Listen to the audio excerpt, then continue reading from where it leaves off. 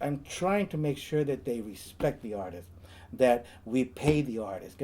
As you know, they all want you to go MC stuff or do a performance for free. Give them something. Everybody's making money except the artist.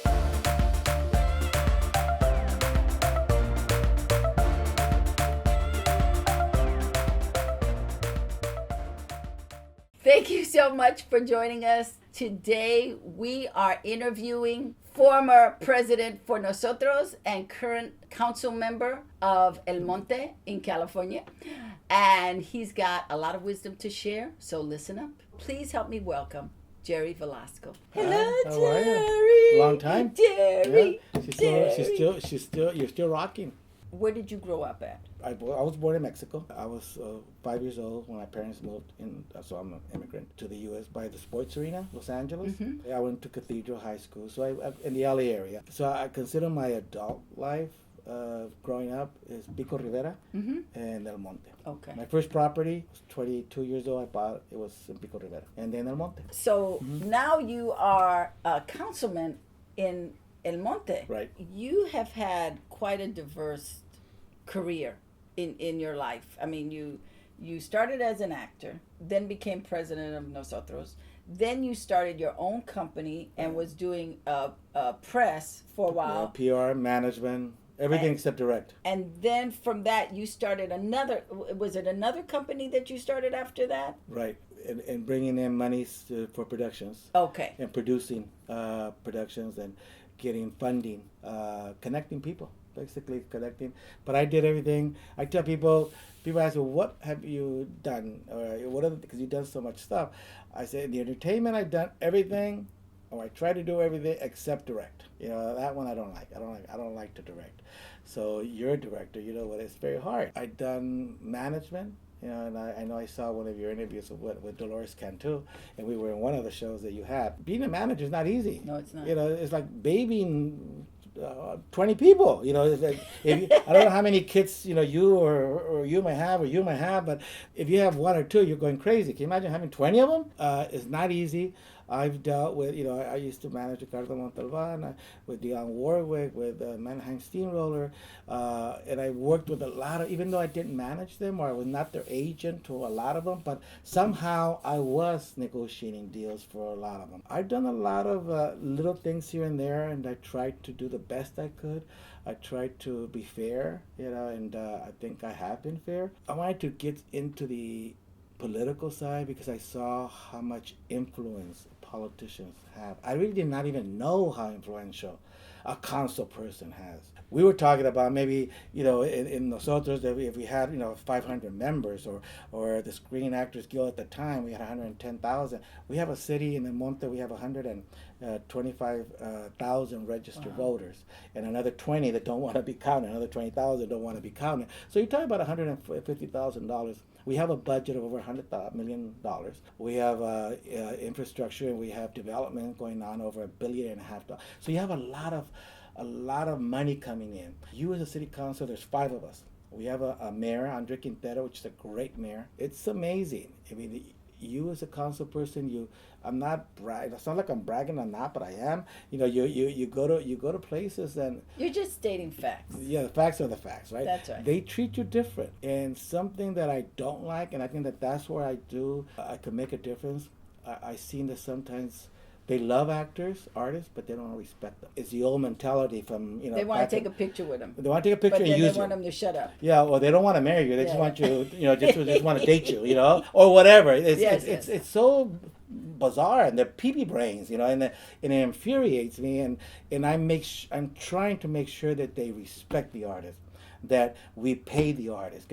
As you know, they all want you to go MC stuff or do a performance for free. Give them something. Everybody's making money except the artist. And whether you're a writer, a director, or a comedian, I ran under everything else, and I added the arts. And to bring the artists back into the city. So we've had people like Eddie Olmos, and we had Apollonia, we had Jimmy Smith, Robert Bertrand, Danny Moore, all these people coming to the city because I called them or they heard about it, of bringing in productions into the city of El Monte. We're bringing, for example, we've done The Nutcracker. That was my first production as a council person that I backed up. We're bringing in, and we're paying the artists, $25,000.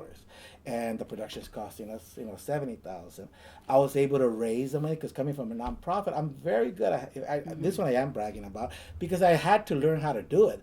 I'm very good in raising money. And being a council person is much easier. They have an obligation, the developers and the business people have an obligation to give back to the community. Don't just take from the community. Give back to the seniors, give back to the residents, give back to the arts. That's what I love about it. And that's why I decided to go for the city council, run for office. I started off as a treasurer, then I went as a council person and a mayor pretend, like a vice mayor. Maybe if the mayorship comes up, I don't know yet. I'm happy where I'm at. We will see, but I decided to run because I know that we could probably make a difference. Well, I think if you want to be mayor, you will be because you're that kind of guy. You took acting classes with Lee Strasberg Yes. and Shelley Winters. Tell me a little bit of that experience for you.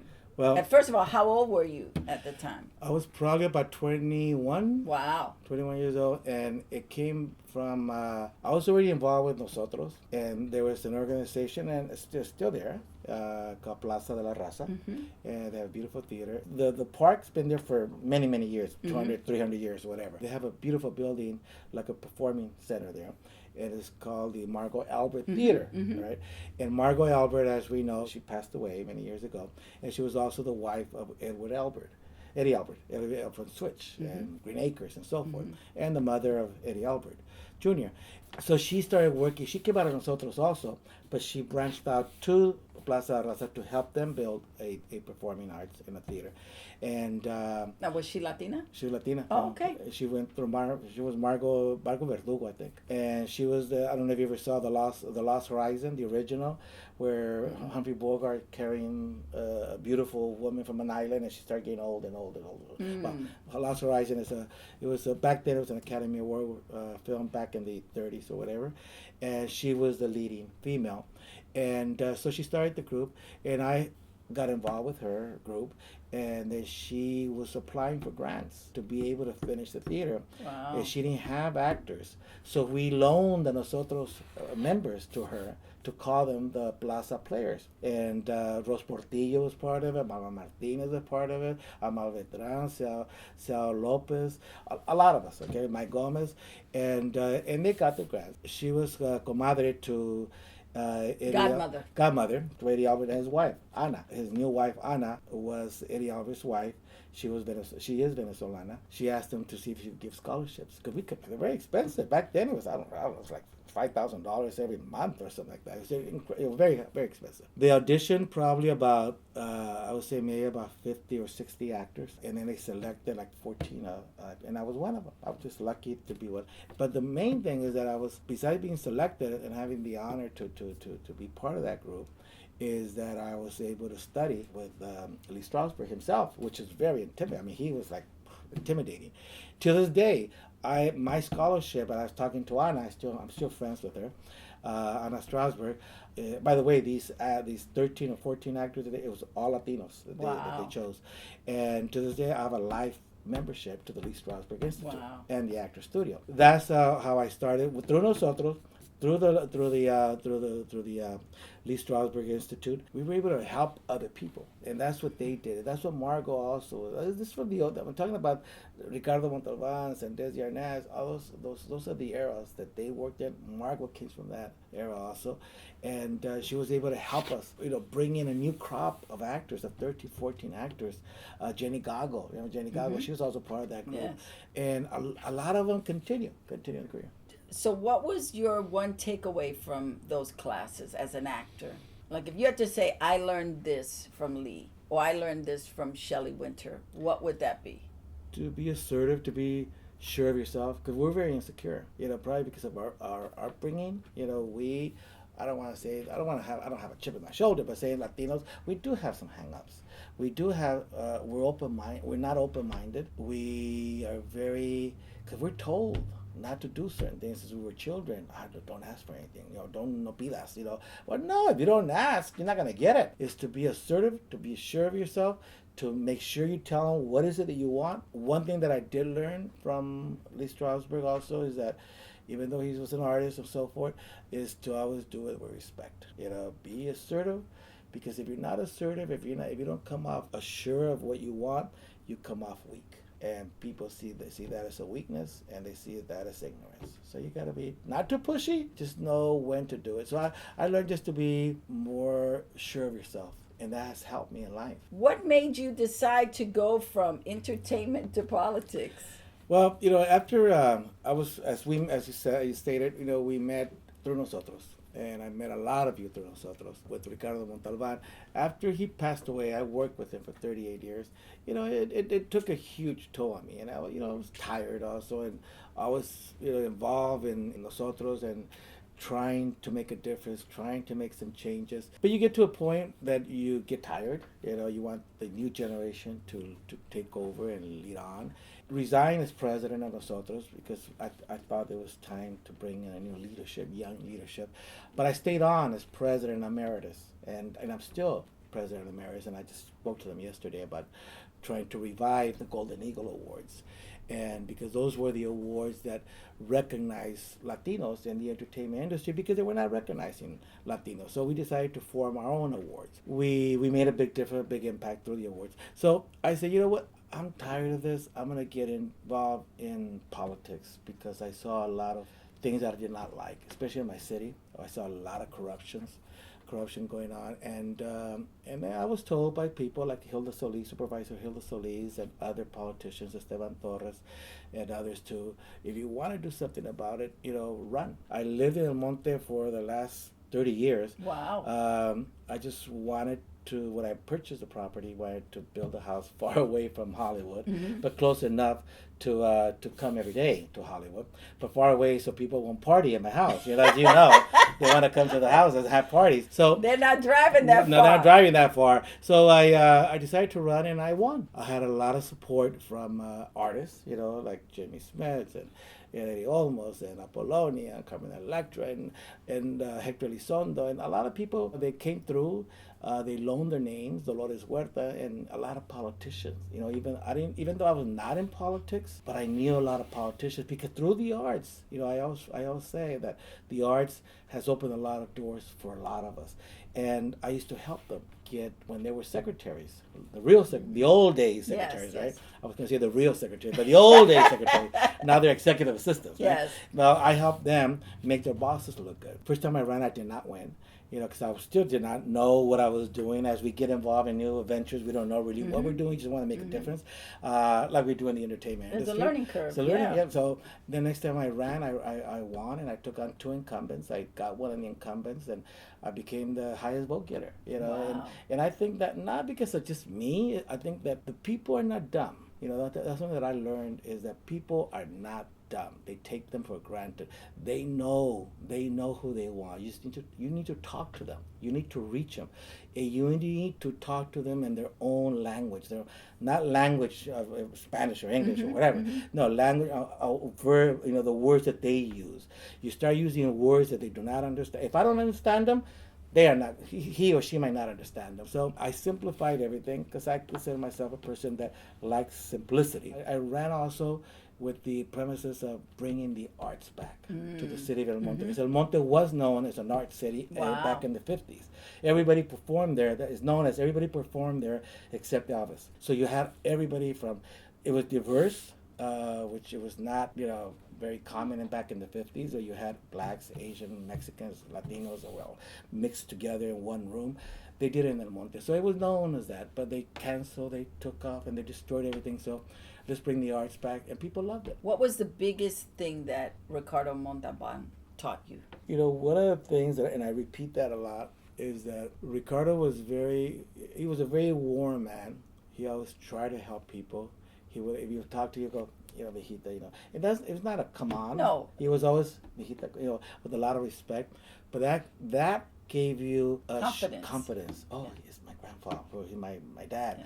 But one thing that he always said to me, so he was very, very reserved, but he was always very careful in who he trusted and who he would give leadership to and who would be next to him.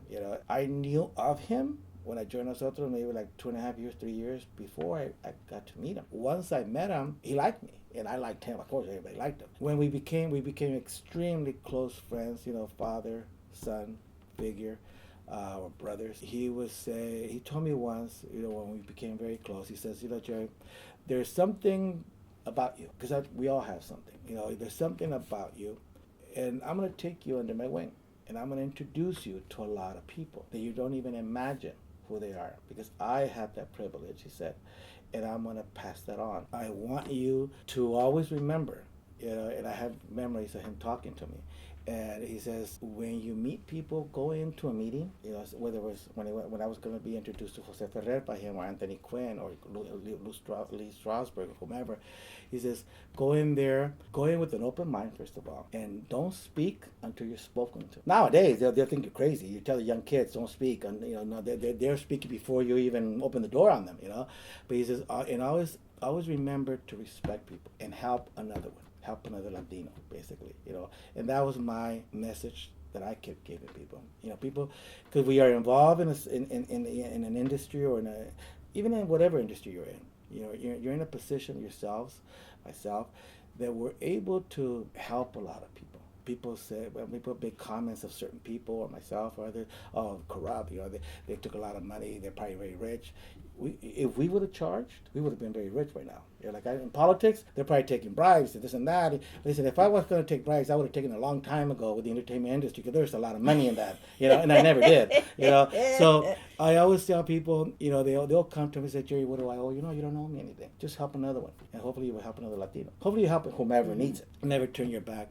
That's what I learned from him, from Ricardo, is to always go in with respect. You did a lot of activism as an actor and as a president of Nosotros. Today, what would your recommendations be to young people who want to be active and take on Hollywood? What would you recommend to them? Get involved and meet and watch. If you can't meet the person, get interviews on people that you look up to, or that you respect, or you admire, and see what they're doing. And if that's what you want to do, try to meet them.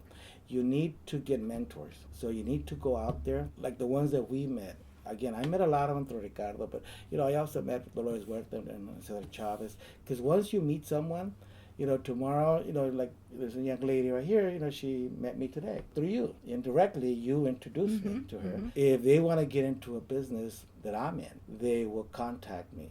And they say, can you mentor me, or can I go visit you at your office? So I would recommend is for you that individual to be aggressive, the young people to be aggressive. Again, be respectful, be polite, and contact the person. And don't try to act you know it all. Because these young people nowadays, with all respect, you guys, young guys and young ladies, we have more Latinos nowadays with degrees, higher education, but a lot of substance is not there. A lot of them don't want to volunteer. A lot of them say, how much are you going to pay me? The old days, we used to pay to get involved and do this and do that. I would recommend that young people, no matter what kind of education you're in, what college you're in, volunteer. Go and volunteer with the nonprofits, with community groups, with theater groups, with the cable stations, because that's where you learn. That's where you meet people. If you're somebody who wants to get into politics, or you wants to get into a city job, and I'm doing, say, an interview, and there's a person watching, or it's a technician, or whatever, you never know. I could probably get them a job. By you volunteering, by you being there, sweeping, cleaning, bringing the water, those are the people that we're watching. And I told the city staff, we hire for, 500 people, 450 people, and we tell them, I'd sometimes rather get the person that doesn't have the degrees, that's from the streets, that learn the hard way, and hire them, give them opportunity. Because sometimes the person that has the degrees, not all of them, sometimes they don't have the street wise. They don't know how to, do you move it? Just move the darn thing, Yeah, they're not common sense. Yes.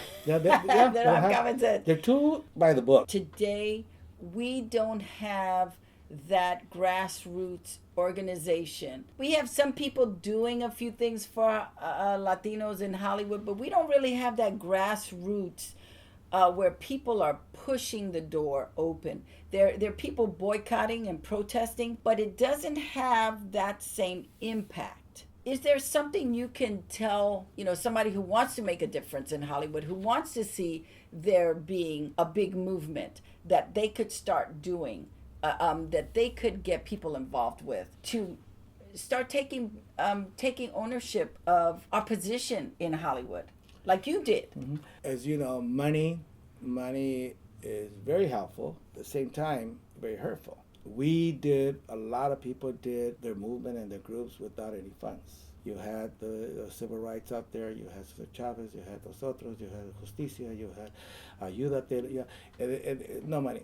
I think that what has happened is that money has gotten involved. We have great groups out there. You have MAOF and the National Council of Raza. I think they changed their name now. You have MAOF, but it's not the grassroots that we are used to. The unions also need to lighten up and give some leeway to these organizations. A lot of these grassroots organizations have become, they're all union, but sometimes either they use it as an excuse or not. Sometimes they don't get their members involved in the grassroots movement.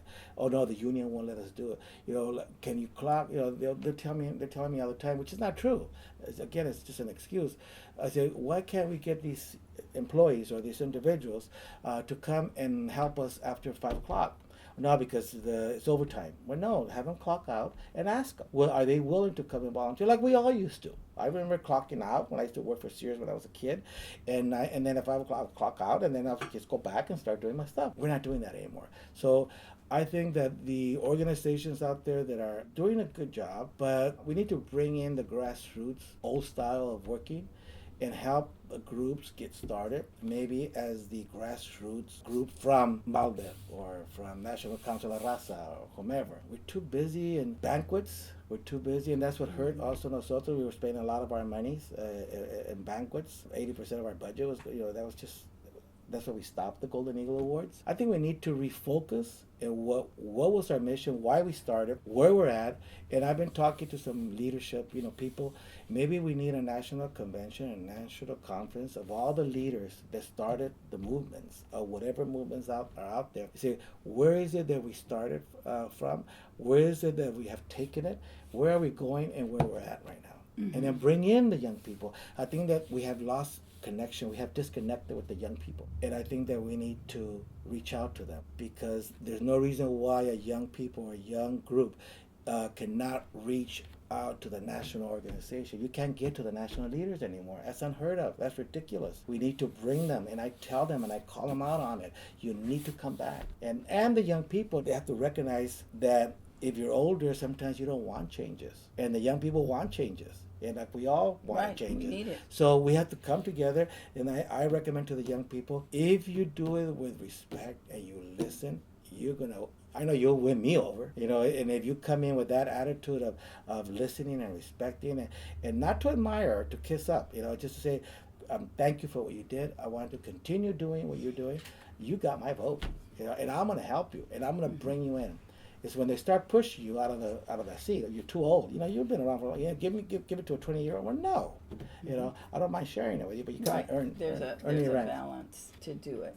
So tell me what you are doing now. I'm still involved in the entertainment industry. As you know, in the entertainment industry, You can't leave it. You can't leave it. You're never going to leave it. Once that bug's in there, and it's a good bug, it's always going to be there. And the beauty of the entertainment is that if you want to continue acting, you just pick up the phone, find an agent, or send out your stuff, and you activate yourself. If you want to produce, you produce. I have not left the entertainment, even though I got into politics. So I did the pitch with Paul Rodriguez and Mike Gomez, the Bill Virtus.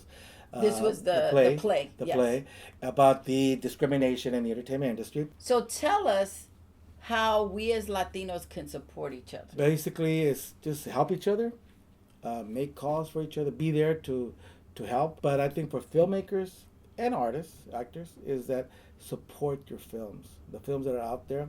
It's very important that you go there the first week and the second week, but mainly the first week. That's when it really counts. The first weekend. Counts big. I mean, it's your first week counts. It's and it shows the power that we have and have to deal with. Those first 3 days are crucial. Yes. What do you want to be remembered for? I want to be remembered as someone that is always promoting to register and vote and get the vote out there, make the difference, and make the change. But mainly also that I try to do something, make a difference for a better tomorrow, for a better world for you, for your kids, for your grandkids, for your dogs, your cats. That's our job. That's what I want to be remembered as. Thank you so much. I love you so much. Thank you. Thank you very much. Thank you so much for joining us. And please remember to subscribe and hit that little bell so you can get all updated information. And if you liked what you heard, comment in the link below.